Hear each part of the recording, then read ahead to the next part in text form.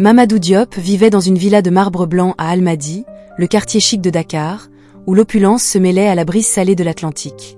Les gardes, vêtus d'uniformes impeccables, patrouillaient avec discrétion, les piscines miroirs reflétaient un ciel sans nuages, et le silence, acheté à prix d'or, enveloppait les lieux comme un voile sacré. Homme d'affaires influx, Mamadou enchaînait les voyages à Thiès, les conférences internationales et les appels à l'aube, son agenda aussi dense qu'un baobab. Respecté pour sa discrétion, il était ce genre d'homme dont la présence rassurait, mais qu'on oubliait dès qu'il tournait les talons. Pourtant, même dans son emploi du temps surchargé, il savait observer. À ses côtés, Fatou, sa femme, était une œuvre d'art vivante. Sa beauté éclipsait les regards, son élégance intimidait même les étrangères, et son sourire illuminait les soirées mondaines de Dakar. Les voisins la surnommaient « la grâce incarnée », un couple béni par les esprits, semblait-il. Mais derrière cette façade parfaite, quelque chose clochait. Depuis quelques mois, Mamadou remarquait des détails troublants. Un parfum boisé, trop masculin pour être le sien, flottait sur l'oreiller. Une Bible traînait sur la table basse, un verset sur l'amour conjugal souligné en rouge, accompagné d'un mot doux écrit d'une main inconnue, ni la sienne, ni celle de leurs enfants. Ces indices s'accumulaient comme des ombres dans un miroir impeccablement poli. Fatou avait changé. Son rire, autrefois un chant familier, s'effilochait quand elle croyait ne plus être observée. Ses sorties nocturnes se multipliaient, toujours sous prétexte d'église ou de réunion de prière après le dîner. Elle partait vêtue comme pour un gala, robes ajustées, parfums envoûtants, et revenait avec un éclat étrange dans les yeux, une sérénité qui n'appartenait pas à leur mur de marbre. Mamadou gardait le silence, observant, attendant. Il se rappelait un soir où elle était rentrée avec un mouchoir brodé de ses initiales, un détail qu'elle avait glissé dans son sac sans explication. Dans ce monde où chaque geste portait un poids, c'était un signal qu'il ne pouvait ignorer. Un matin, alors que le soleil peinait à percer les brumes côtières, Mamadou se leva tôt, comme à son habitude. Il traversa le salon aux dalles luisantes, passant devant les portraits de famille encadrés d'or, et s'arrêta près de la fenêtre donnant sur la piscine. Fatou dormait encore, sa respiration douce contrastant avec le tumulte qui grandissait en lui. Il prit la Bible, relut le verset souligné « Aimez-vous l'un l'autre comme je vous ai aimé » et sentit une fissure s'ouvrir dans son cœur. Était-ce un appel à la foi ou un message codé? Il ne savait pas encore, mais une chose était sûre, la perfection de leur vie cachait un secret, et il était déterminé à le découvrir. Les jours suivants, Mamadou Diop ne pouvait chasser les ombres qui s'infiltraient dans son esprit. La villa d'Almadies, avec ses murs de marbre et ses lustres scintillants, devenait une prison de luxe où chaque détail semblait murmurer un secret.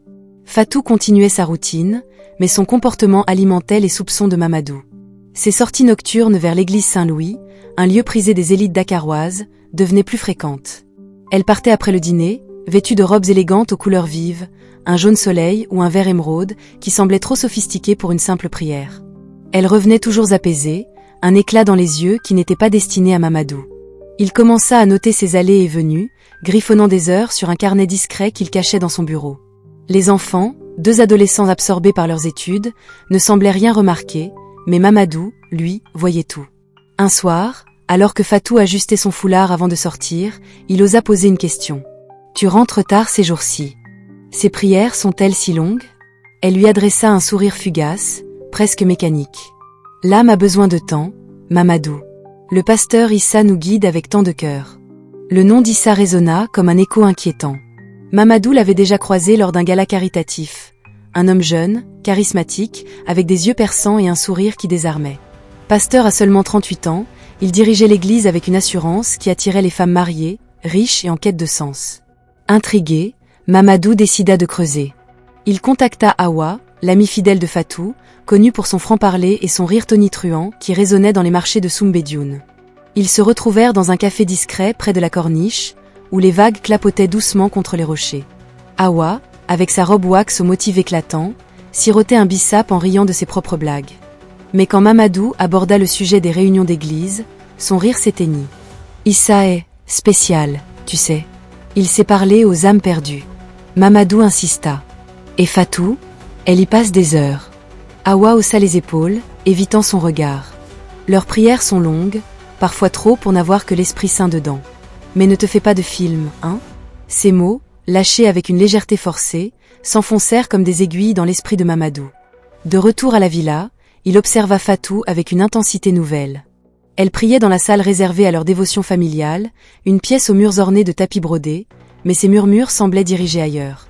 Un soir, il la vit ranger un collier offert par Issa, une croix en or finement ouvragée, dans un tiroir secret. Le doute, tel un lierre, s'enracinait désormais, étouffant la confiance qu'il avait en elle. Il se rappela les regards échangés entre Fatou et Issa lors d'une messe à laquelle il avait assisté par hasard. Des regards qui duraient une seconde de trop. Mamadou ne dit rien, mais son cœur battait au rythme d'une tempête silencieuse. Quelque chose se tramait, et il savait qu'il devait aller plus loin pour comprendre. Les doutes de Mamadou Diop s'étaient transformés en une obsession silencieuse. La villa d'Almadi, avec ses marbres rutilants et ses jardins impeccables, n'était plus un refuge mais un théâtre d'ombre. Chaque sourire de Fatou, chaque prière murmurée, chaque regard fuyant renforçait sa détermination à percer le voile. Il décida d'agir. Prétextant un voyage d'affaires à Thiès pour superviser un contrat, il annonça son départ à Fatou avec une nonchalance étudiée. Elle hocha la tête, un éclat de soulagement traversant brièvement ses yeux. « Prends soin de toi », murmura-t-elle, ajustant son foulard avec une grâce mécanique. Mamadou acquiesça, mais son esprit était ailleurs, planifiant chaque étape. Le lendemain, au lieu de prendre la route vers Thiès, il resta à Dakar. Il gara sa berline noire à 2 rues de la villa, enfila une casquette et des lunettes de soleil pour se fondre dans la foule animée des Almadies. À 14 heures, Fatou sortit, vêtue d'une robe verte émeraude qui épousait ses formes avec une précision troublante. Ses lunettes de soleil masquaient une partie de son visage, mais sa démarche assurée trahissait une destination précise. Elle monta dans son 4x4 et prit la direction du centre commercial Sea Plaza, un lieu prisé des élites pour ses boutiques de luxe et ses espaces discrets. Mamadou la suivit à distance, le cœur battant comme un tambour sénégalais. Au Sea Plaza, il la vit rejoindre Pasteur Issa près de l'entrée du lounge VIP. Issa, sans sa soutane habituelle, portait une chemise blanche aux manches retroussées et un jean ajusté, un parfum capiteux flottant autour de lui. Ils ne s'embrassèrent pas, mais leurs regards s'accrochèrent comme des aimants, un échange silencieux chargé d'intimité. Ils entrèrent côte à côte, disparaissant derrière les portes vitrées. Mamadou sentit une nausée monter. Ce n'était plus un soupçon, c'était une certitude brutale. Il pénétra dans le centre, prenant un chemin détourné pour s'approcher des toilettes VIP, réputées pour leur intimité. Se glissant dans un coin discret, il hésita, la main sur la poignée. Ce n'était pas un scandale qu'il cherchait, mais une vérité qu'il devait affronter. Il resta là, écoutant les murmures étouffés derrière la porte, incapable de distinguer les mots mais sentant leur poids. Puis, un rire, celui de Fatou, léger et complice, le transperça comme une lame. Il recula, le souffle court, et quitta le lieu sans se retourner. De retour à la villa sous couvert de la nuit, Mamadou installa discrètement des caméras miniaturisées dans les coins stratégiques. Le salon au tapis tissé, le bureau aux dossiers impeccables, la salle de prière aux murs ornés de calligraphie. Il voulait des preuves, pas des suppositions. Le lendemain, alors qu'il feignait d'être à Thiès, les enregistrements révélèrent l'irréparable. Issa était là, dans leur maison, priant avec Fatou dans la salle de prière. Les mots sacrés cédèrent bientôt à des chuchotements tendres, des respirations lourdes, et un rire partagé qui n'appartenait qu'à eux. Mamadou fixa l'écran, les mains tremblantes, comprenant que son mariage était une illusion qu'il avait trop longtemps ignorée. Le cœur de Mamadou Diop était un champ de bataille silencieux.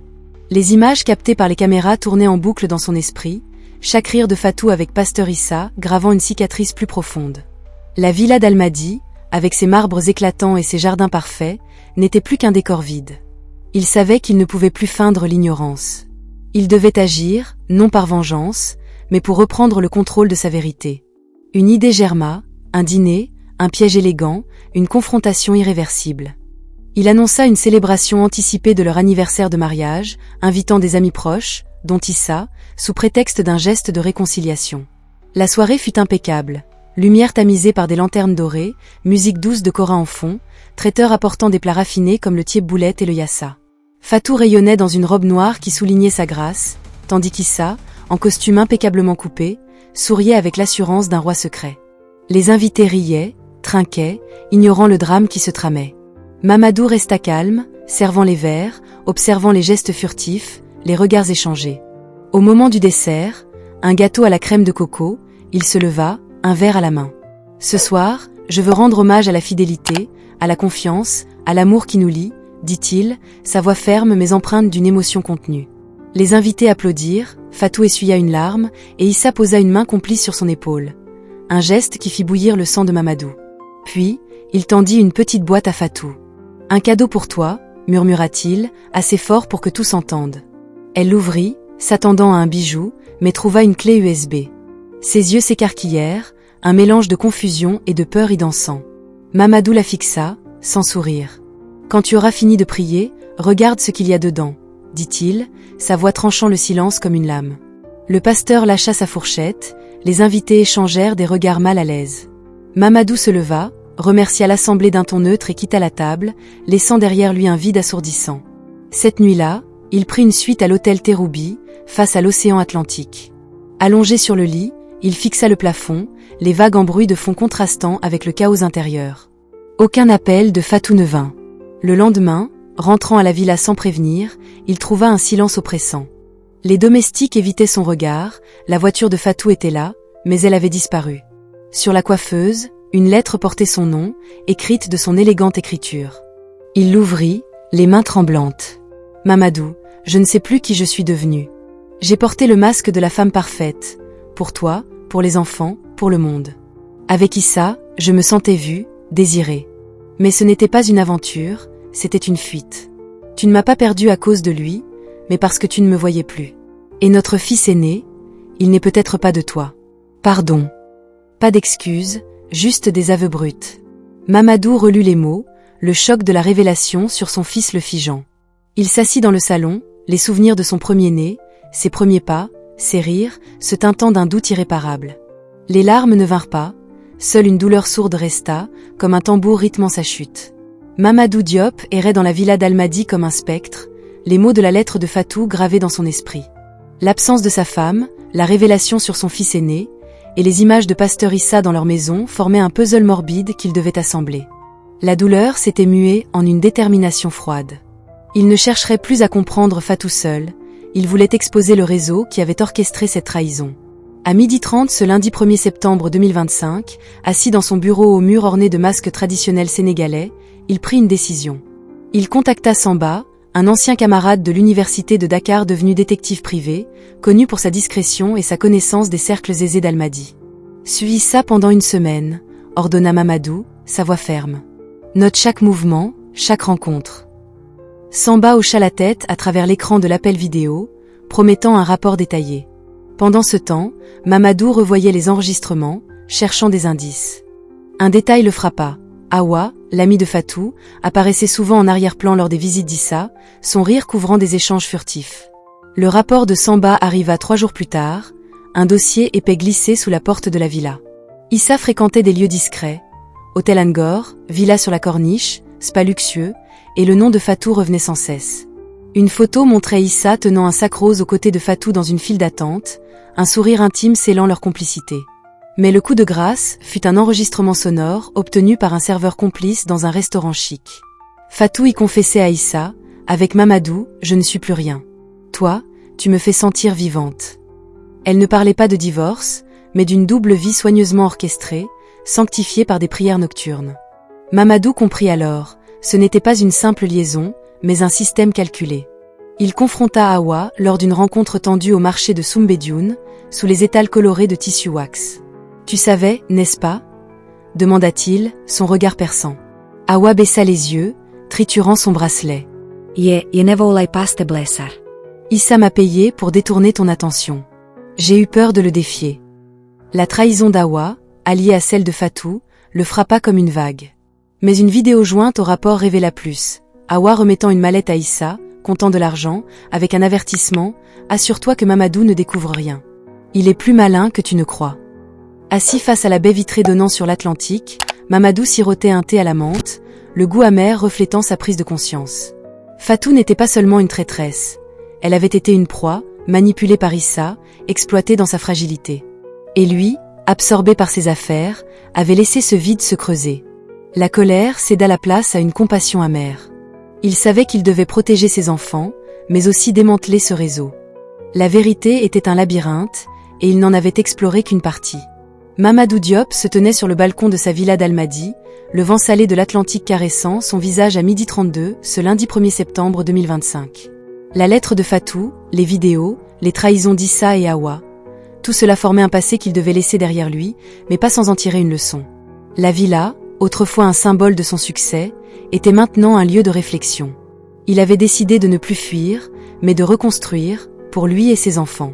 Une semaine après le rapport de Samba, un message anonyme lui indiqua une adresse Angkor. Intrigué, il s'y rendit seul, l'esprit en alerte. L'immeuble luxueux s'élevait comme un mirage blanc, et la porte s'ouvrit automatiquement à son arrivée. À l'intérieur, Fatou l'attendait près d'une baille vitrée, vêtue d'une robe ivoire simple, les cheveux relevés en chignon, sans maquillage. Elle était belle, mais brisée. Ils se regardèrent en silence, des années de souvenirs pesant entre eux. Puis elle lui tendit une tablette. Une vidéo s'y jouait, Issa, dans une chambre d'hôtel, avec une autre femme, vantant comment il avait manipulé Fatou, exploitant sa fragilité pour son pouvoir. Son rire cruel résonna, révélant un prédateur sans cœur. Fatou parla enfin, sa voix tremblante. « Je ne cherche pas ton pardon, Mamadou. J'étais faible, perdu dans les attentes, le vide que tu n'as pas vu. Issa m'a piégé, m'a menacé quand j'ai voulu partir. Awa, elle a cédé à l'argent. Notre fils aîné, c'était une erreur avant notre mariage. Je ne savais pas comment te le dire. » Elle pleura doucement, vidant son âme sans chercher la pitié. Mamadou, immobile, demanda « Que vas-tu faire ?» Elle répondit qu'elle quitterait le Sénégal, sans demander pension ni terrain, juste la paix pour leurs enfants. Il hocha la tête et partit sans un mot. De retour, il affronta Awa au marché de Soumbédioune. « Tu as trahi une amitié, dit-il froidement. » Elle tenta de s'expliquer, chantage, peur, mais il la congédia, lui ordonnant de ne plus revenir. Issa, quant à lui, annonça une retraite spirituelle et disparut, peut-être en fuite. Une semaine plus tard, une lettre par coursier apporta une photo de son fils aîné jouant au basket, insouciant, avec une note « Ne laisse pas ton sang décider de ton cœur ». Les larmes coulèrent enfin, chaudes et libératrices. Ce soir-là, son téléphone vibra. Un message anonyme, ce n'est pas fini. Mamadou éteignit les lumières, regardant la lagune briller comme une mer d'or. Il avait perdu un mariage, mais gagné une vérité. Pour ses enfants, il reconstruirait, fragile mais vivant, sachant que l'amour exige présence, pas seulement apparence. Waouh, quel voyage dans les ombres du marbre. Si cette histoire vous a captivé, abonnez-vous maintenant et activez la cloche. Pour ne pas rater la suite, car ce n'est pas fini. Laissez vos théories en commentaire ci-dessous et partagez cette vidéo avec vos amis pour qu'ils découvrent ce drame épique à Almadi. Merci de votre soutien, on se retrouve bientôt pour plus d'émotions.